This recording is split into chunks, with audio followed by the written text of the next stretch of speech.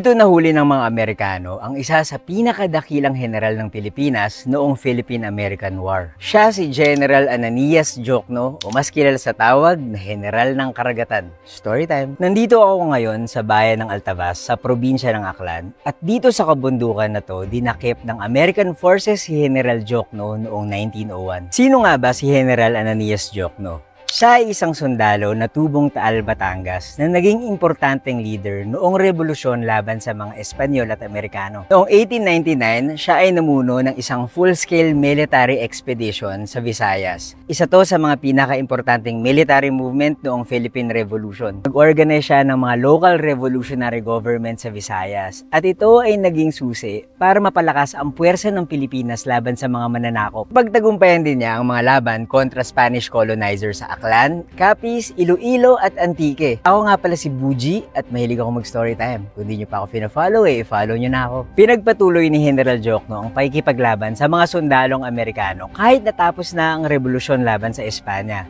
Sa lahat ng mga naging leader sa Pilipinas, isa si General Diokno sa mga naging successful sa tinatawag na unity. Successful niyang na-unite ang mga taga-Visayas at ang mga Tagalog para lumaban para sa kalayaan ng Pilipinas na kaya nilang magtulungan para sa pinaglalaban ng bansa. Noong 1901, dito sa kabundukan ng Altabas sa Aklan, na dating parte ng Capiz, ay nadakip si General Diokno ng mga sundalong Amerikano. Nahuli siya pagkatapos niyang masugatan habang nakikipaglaban para sa bayan. Ngayon, recognize si General Diokno ng probinsya ng Aklan bilang isa sa mga magiting na revolusyonaryo ng Pilipinas.